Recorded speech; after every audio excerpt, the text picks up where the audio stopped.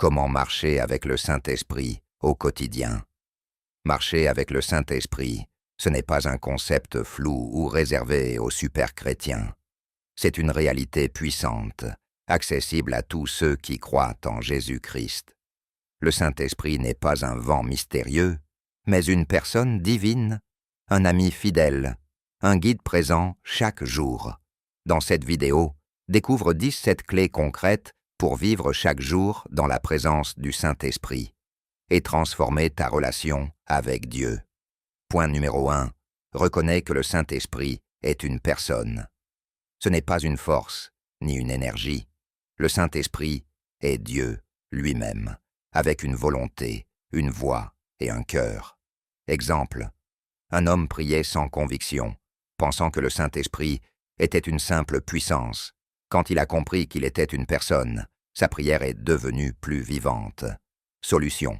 Parle au Saint-Esprit comme à un ami présent. Invite-le dans ta journée. Point numéro 2. Passe du temps dans le silence pour l'écouter.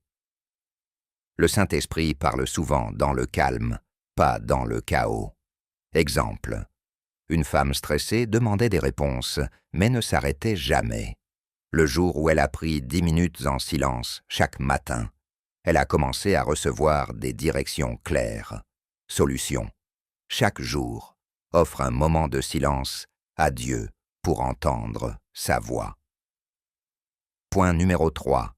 Sois sensible à ses impressions dans ton cœur.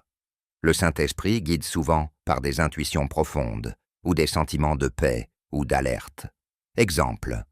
Un homme ressentait un malaise avant une décision importante. Il a écouté ce signal intérieur et a évité une grosse erreur. Solution. Apprends à écouter ces impressions douces qui viennent du Saint-Esprit. Point numéro 4. Médite la parole de Dieu avec lui. La Bible est benzo l'épée du Saint-Esprit. Il te révèle ce que tu lis. Exemple. Une jeune femme lisait la Bible chaque matin, mais sans comprendre. En priant avant de lire, elle a commencé à recevoir des révélations profondes. Solution. Avant de lire la Bible, demande au Saint-Esprit de t'enseigner. Point numéro 5. Obéis rapidement à sa voix. Plus tu obéis, plus tu entends. L'obéissance attire sa présence. Exemple. Un homme ressentait qu'il devait appeler une amie en détresse. Il l'a fait immédiatement. Elle pleurait et attendait un signe de Dieu. Solution. Quand tu ressens une direction, n'attends pas. Agis. Point numéro 6. Prie en langue, si tu le peux. C'est une prière spirituelle qui t'édifie et te connecte plus profondément à Dieu. Exemple. Un chrétien découragé a repris la prière en langue. En quelques jours, il a retrouvé la paix et une direction claire. Solution. Pratique ce don régulièrement si tu l'as reçu.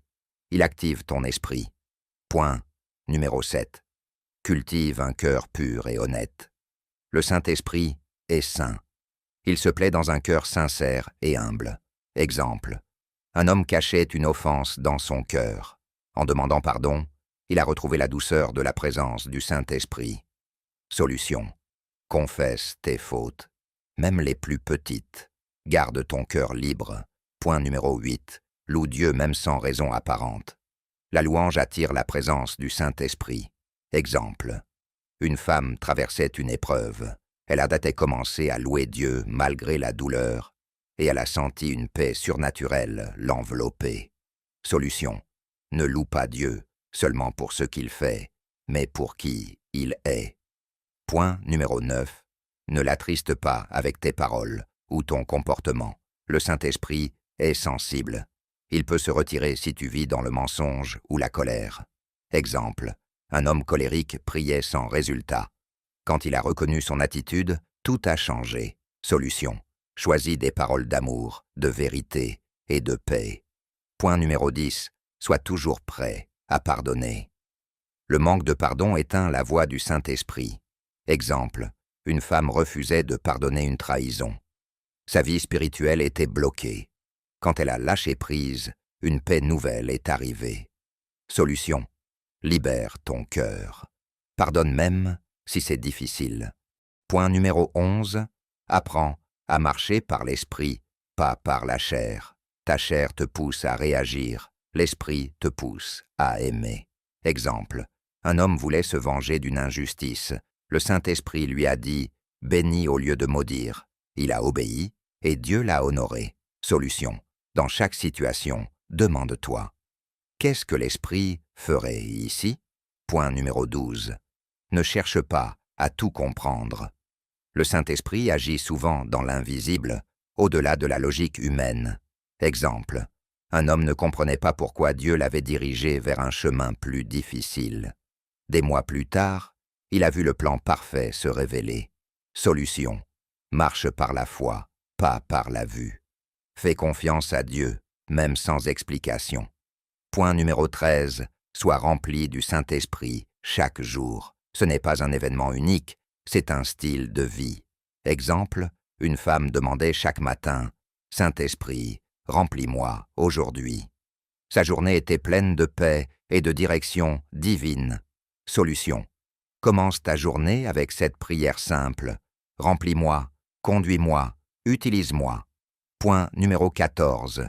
Sois sensible aux opportunités de servir. Le Saint-Esprit te pousse souvent à bénir quelqu'un autour de toi. Exemple, un homme dans un supermarché sentait qu'il devait offrir un repas à une mère fatiguée. Elle s'est mise à pleurer. Elle avait prié 1 heure avant pour un signe de Dieu. Solution, sois attentif aux petites choses. Ce sont souvent de grandes missions divines déguisées. Point numéro 15. Garde toujours l'amour comme ton guide. Le Saint-Esprit agit toujours dans l'amour, jamais dans la peur ou la haine.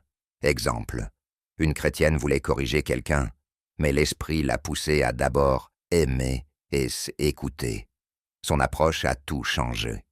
Solution, si ce que tu fais ou dis ne porte pas l'amour, ce n'est pas guidé par l'Esprit. Point numéro 16. N'oublie jamais que le Saint-Esprit est ton consolateur. Quand tu traverses la douleur, le rejet ou la solitude, le Saint-Esprit est là pour te consoler comme personne d'autre. Exemple, un homme venait de perdre un proche. Il se sentait brisé.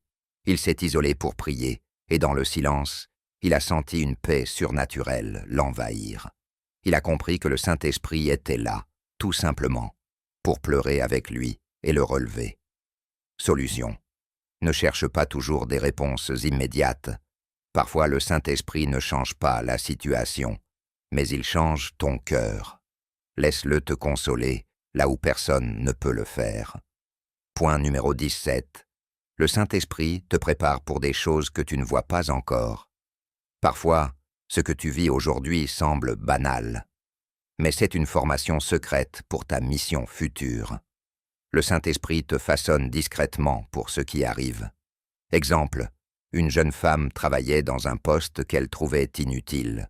Pourtant, chaque jour, elle sentait une poussée intérieure pour rester fidèle, douce, disciplinée.